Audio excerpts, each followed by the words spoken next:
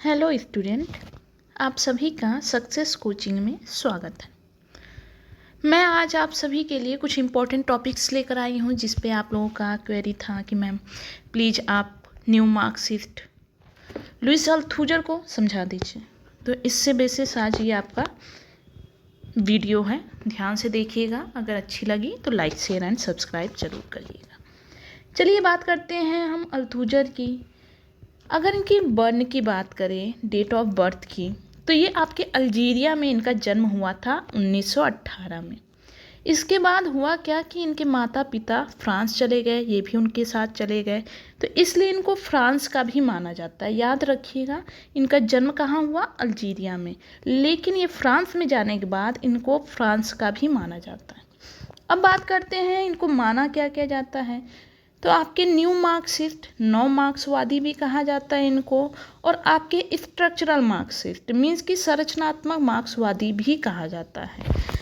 चलिए अब इनकी थ्योरी की बात करते हैं। अगर इनकी बुक्स की बात करें तो 4 मार्क्स इनकी बुक, रीडिंग कैपिटल, आपके ideology and ideological state parts, ये सारी इनकी मोस्ट इंपॉर्टेंट बुक्स थी, ध्यान से देखिए।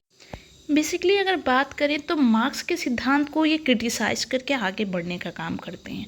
मार्क्स का सिद्धांत क्या था? बेसिकली आर्थिक रूप से आपके हर चीज़ में इकोनॉमिक्स, भौतिकवाद, इसी के द्वंद्व की बात करते रहते थे। इन्होंने क्या कहा कि आपकी जो सुपर स्ट्रक्चर है, अधिसंरचना आप इकोनॉमी पे बेस्ड मान लेते हैं, ऐसा कुछ नहीं है। अगर कहा जाए आपका तो उत्पादन संबंध भी नहीं है, जो आपकी उत्पादन शक्तियाँ, इसी को क्रिटिसाइज करने का इन्होंने बेसिकली काम किया। अगर इन्होंने बात करें सिद्धांत कौन कौन से लिए, तो आपके ग्रामसी के सिद्धांत, हेजेमनी का कॉन्सेप्ट लिया, अधिपत्य का कॉन्सेप्ट लिया। इसको इन्होंने किस अकॉर्डिंग देखा?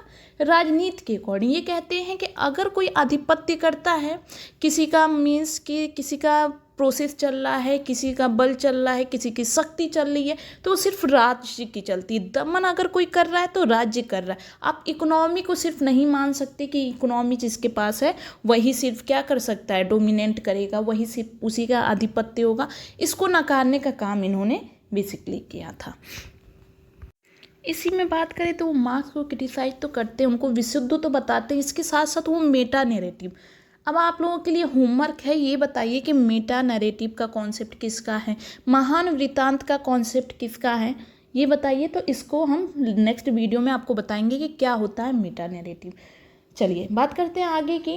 तो जो सुपर स्ट्रक्चर जो मार्क्स मानते थे कि सब कुछ क्या है, आपकी अधिसंरचना इकोनॉमी है, इन्होंने किस पे बेस्ड मान लिया कि नहीं, ये दो रूप में आती है। कौन कौन सी?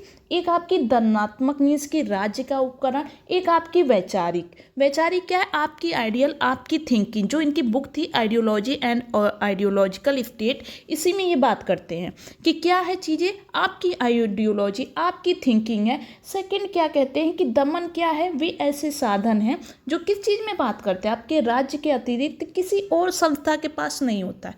अगर बात करें तो हमारा स्टेट जो है, हमारे ऊपर रूल एंड रेगुलेशन हर चीज़ लगाता है।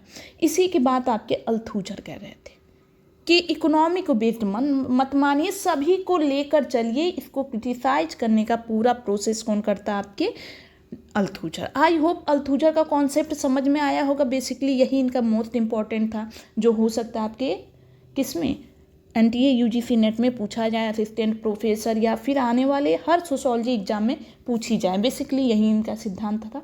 समझ में आया होगा। अगर कोई डाउट, समस्या, परेशानी हो तो कमेंट बॉक्स में ज़रूर कहिएगा, और अगर वीडियो अच्छी लगी तो लाइक शेयर एंड सब्सक्राइब भी करिएगा।